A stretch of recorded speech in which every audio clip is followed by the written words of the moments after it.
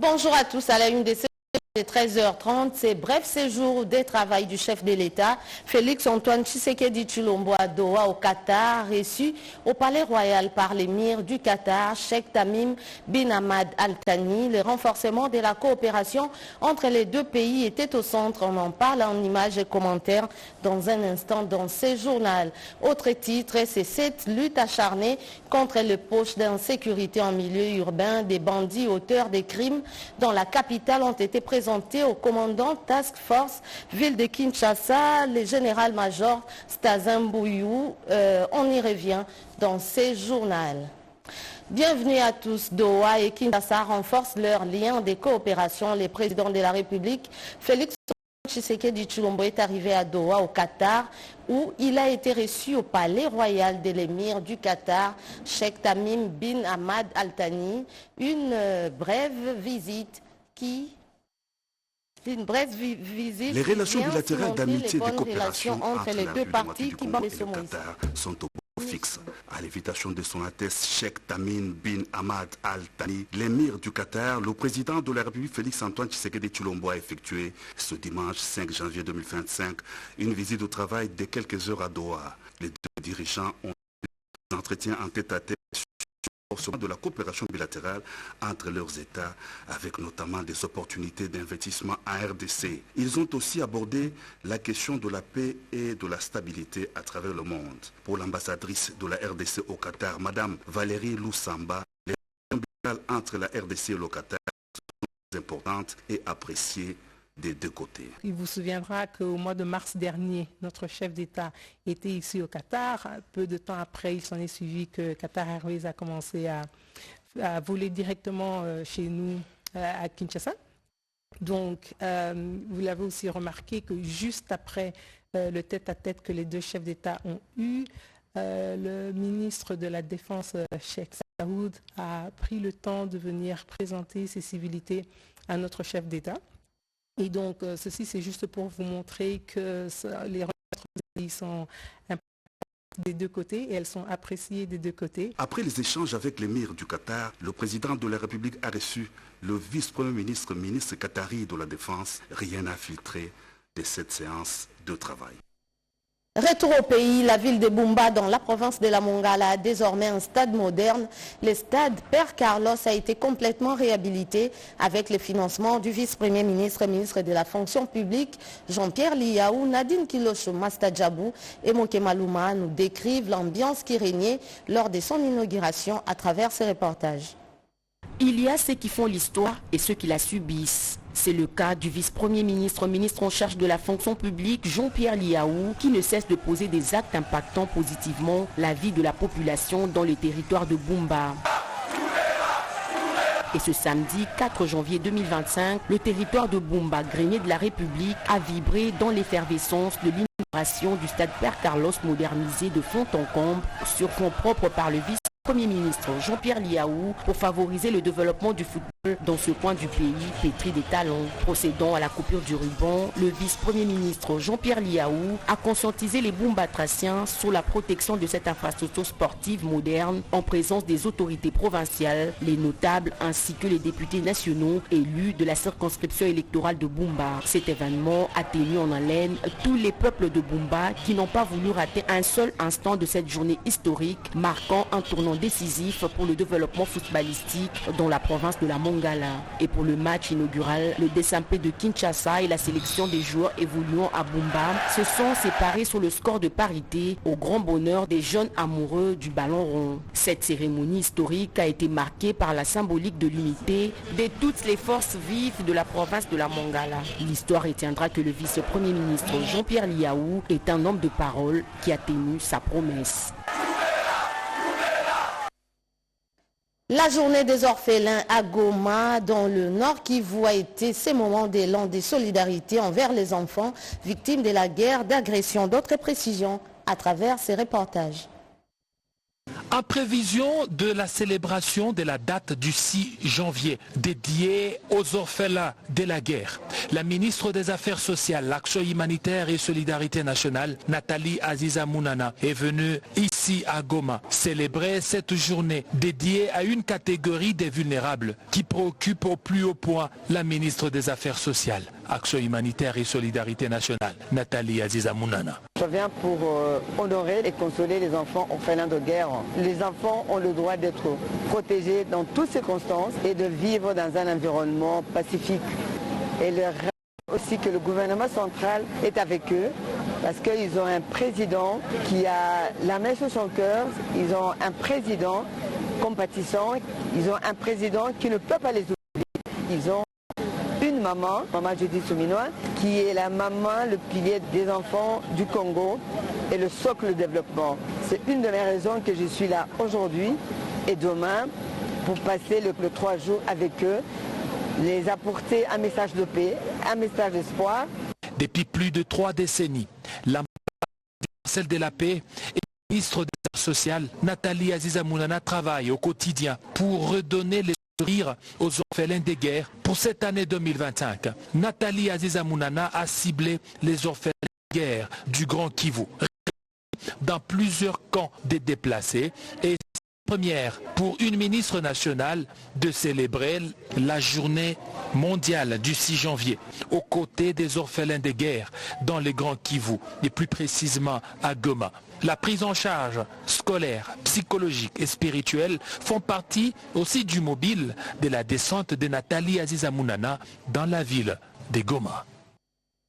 J'en parlais dans les titres et l'objectif est de mettre définitivement fin à la montée de la criminalité en zone urbaine. 2 bandits auteurs présumés des crimes graves ont été présentés au commandant Task Force ville de Kinshasa, le général-major Stazembouy Edichala pour les détails.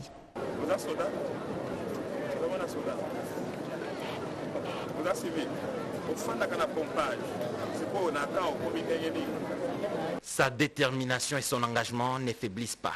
Le général-major, commandant de la 14e région militaire et de la Task Force ville de Kinshasa, Stazembouy Kizimu, s'est résolu d'en finir avec le banditisme urbain. Dans le camp, si tu es un enfant d'un militaire, il faut étudier. Si tu es déjà majeur, tu dois aller dans la cité. Le camp n'est pas un lieu de sous-logement des civils, ni pour le Kuluna. Nous sommes là pour mettre fin à ces phénomènes, comme le veut le commandant suprême des forces armées, Félix Antoine Tshisekedi Tshilombo.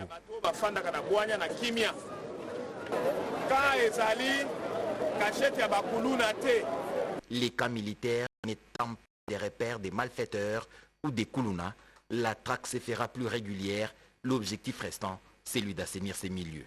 Le bouclage dans la nuit du 4 au 5 janvier, au quartier Kangala au Kankokolo, a permis l'interpellation de 208 personnes, parmi lesquelles 95 présumés bandits, et la saisie de 3 armes AK-47, 19 machettes et 3 bidons de boissons fortement alcoolisées.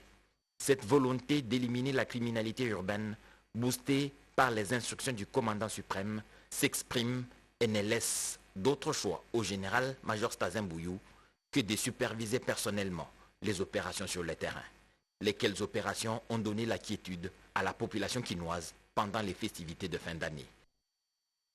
Vous l'aviez suivi tout à l'heure en direct sur nos antennes, le chef d'état-major généraux des forces armées de la République démocratique du Congo ont pris officiellement leurs fonctions. C'était au cours d'une cérémonie de passation des commandements présidée par le chef de l'État, commandant suprême des FARDC, Félix Antoine Tshisekedi Tshilombo. Pour les week-ends, c'est les commandants de la 2e zone de défense, le lieutenant général Pacifique Massunzu, de prendre les bâtons des commandements. Suivez.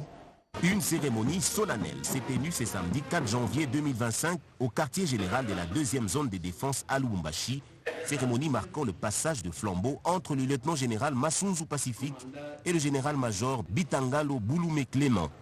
En présence des hautes personnalités militaires de la police, dont le commandant 22e région militaire, le général de brigade Kapend Irung Edi, et l'inspecteur de la PNC au Katanga, le commissaire divisionnaire Okito Dimba Dieudonné, le lieutenant général Massounzou Pacifique a adressé ses remerciements au chef de l'État, commandant suprême des forces armées, Félix-Antoine Tshisekedi Tshilombo.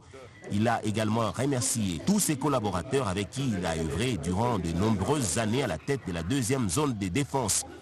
Il a formulé également ses vœux de succès à son successeur. Après la lecture des procès-verbaux et de l'ordonnance présidentielle, le général-major Bitangalo a pris le commandement des défenses. Le général-major Bitangalo, quant à lui, a exprimé également Félix-Antoine Tshisekedi au commandant suprême des armées de la PNC pour la confiance placée en lui. Il a par ailleurs insisté sur l'importance de la discipline et de la collaboration au sein de la zone de défense, souhaitant une bonne année à tous. Autre chose avec cette question, où en sommes-nous avec les travaux de construction de l'hôpital général de Ouattara dans la province du Haut-Touélé? Les gouverneurs de la province, Jean-Bakomito Gambo, a inspecté ces travaux. Damas et Soleke Solekaya nous en dit un peu plus à travers ces reportages.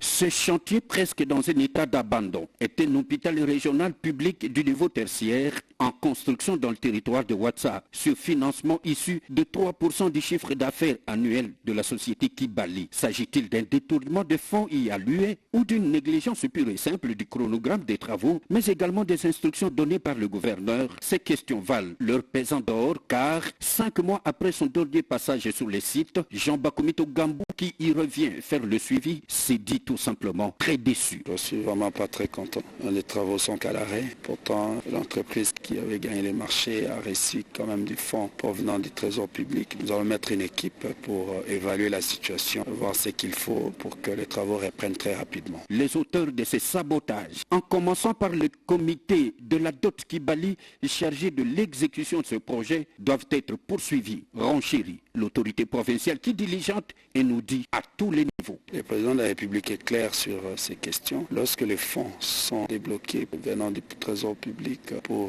des infrastructures, des ouvrages, il faut absolument que cela soit réalisé tel que prévu. La population de Ouattara, de Touélé, attend cet hôpital. On ne peut pas tolérer que les fonds soient perçus, payés, le travail soit à l'arrêt. C'est vraiment inacceptable. Non partisans des chantiers inachevés, Jean-Bakomito Gambo signe et persiste. Les clés de cet hôpital doivent lui être remises d'ici la fin du premier trimestre de l'année 2025. Des véhicules neufs pour renforcer les interventions sur les terrains de la police nationale du secteur de Luilou dans les territoires de Muchacha, province du Lualaba. Ricardo Bambeka nous en parle à travers ses reportages. Ces moyens de locomotion acquis sur fonds propres du secteur de Luilou a été présenté officiellement au commandant de la police nationale du secteur de Luilou dans les territoires de Muchacha, province du Lualaba. L'objectif est de permettre à la police et autres services de sécurité de mener leur mission sur le terrain. Betty Katoke a doté à la PNC du secteur de Luilou des nouvelles Jeep 4x4 Toyota Land Cruiser flambant neuf. Cette dotation s'inscrit dans une volonté de renforcer l'efficacité de forces de l'ordre sur le terrain. Betty Katoke, chef de secteur à Luilou, a acheté ces véhicules pour permettre aux éléments et services de sécurité à se déplacer plus facilement et de travailler dans des conditions optimales, contribuant ainsi à un service plus professionnel et réactif. Cela reflète la détermination de la chef de secteur Luilou à renforcer le moyen de locomotion de la police pour garantir un meilleur suivi des enquêtes et une plus grande présence sur le terrain. Cette initiative vise à garantir une meilleure coordination des efforts sécuritaires administratifs, répondant ainsi aux défis spécifiques qu'est fait face cette entité territoriale décentralisée. Par cette remise de véhicules à la police nationale congolaise, Betty Katoke s'aligne derrière l'exécutif provincial d'Ilualaba, Fifi Masuka Saini, qui travaille jour et nuit pour offrir les meilleures conditions aux services de sécurité pour un travail de qualité sur le terrain. À titre de rappel, Betty Kando a remis aux 4 chefs des groupements qui composent le secteur de Luilou 4 jeeps pimpants neufs acquis sur fonds propres de cette entité territoriale décentralisée. La date du 4 janvier a été commémorée autrement dans la ville de Kisangani, province de la Chopo. La danse était au rendez-vous des chorégraphes professionnels du centre culturel Vijana ont à travers la danse lancé un message de paix et d'espoir pour la République démocratique du Congo.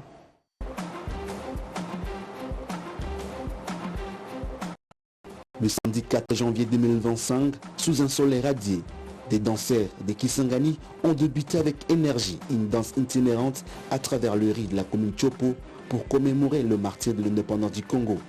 Cette activité organisée par le Centre socio-culturel à Lobidjana rend hommage à cet événement historique 65 ans après le tragique événement du 4 janvier 1959. À travers leurs performances, les danseurs ont transmis un message puissant. Nous ne commémorons pas seulement le martyr, nous affirmons notre volonté de réussir et de bâtir un Congo prospère. La population a chaleureusement salué pleine de partage, des sourires et des espoirs. Bixte avec Zoom, fondateur du centre, a donné un rendez-vous pour le Festival au-delà des étoiles 3 prévu à Kisangani en juin 2025.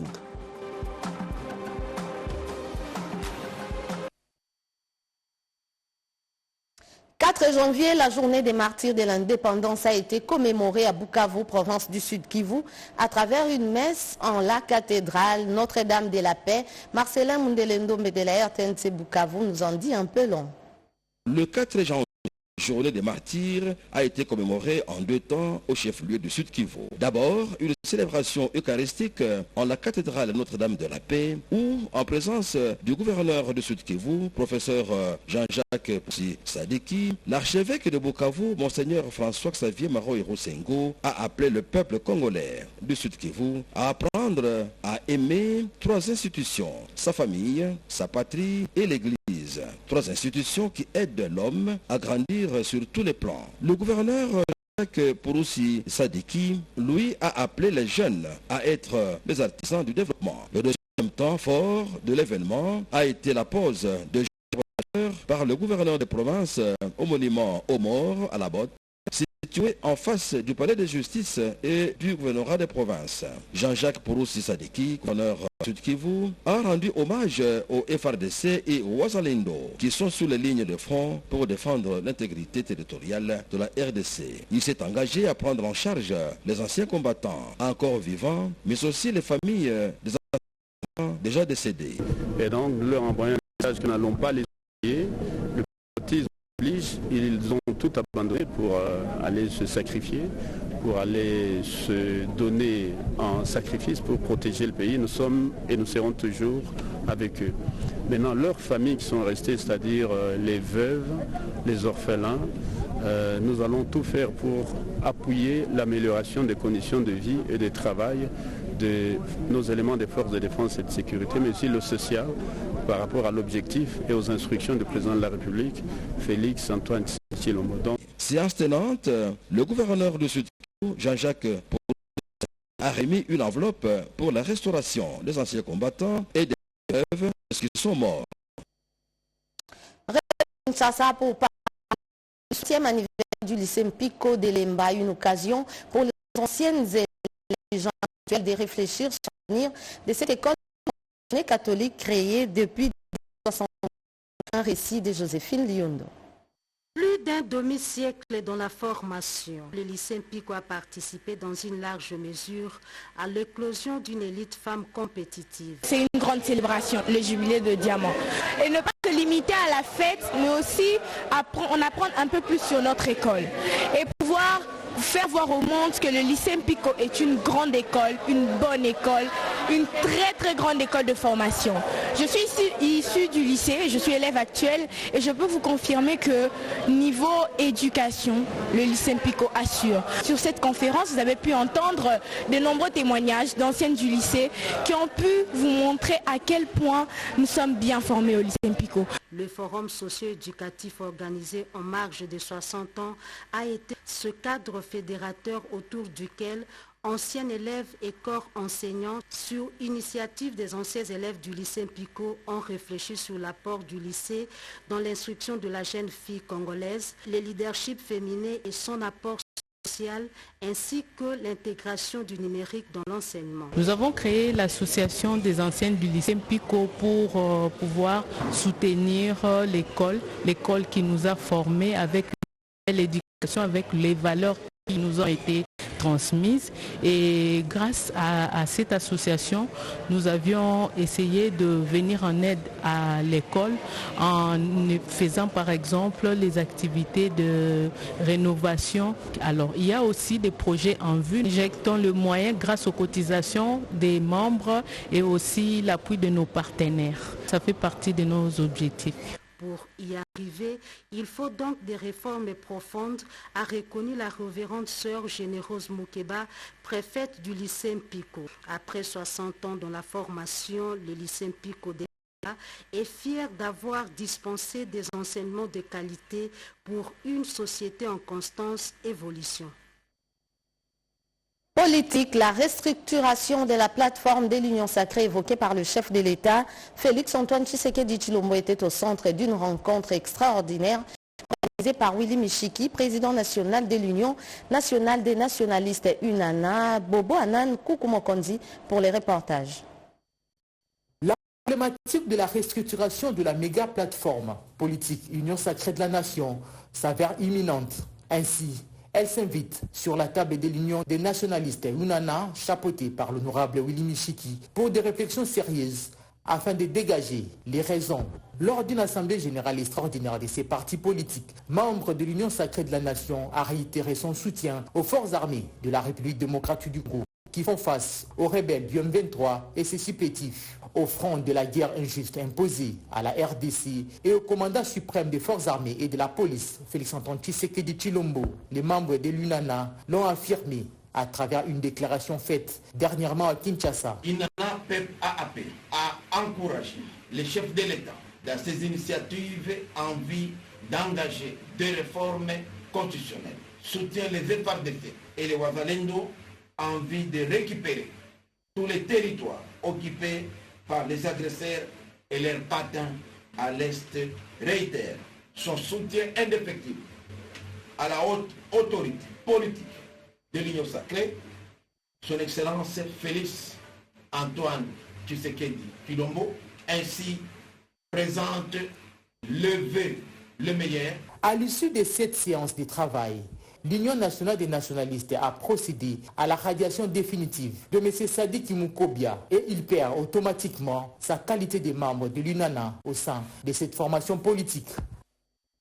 C'est la fin de ce journal déjà Gabo Bamugou Mina Sedouga, réalisé par Dieu merci Kanzaï Jado Kapaya, Mimin Timba, Julien Piana, Nyosh Nyokulu, Julie Kaindo était à la technique. Joël Makela revient à 19h pour la suite de l'actualité. Madame, Messieurs, merci à vous de l'avoir suivi et bon début de semaine à toutes et à tous. À bientôt.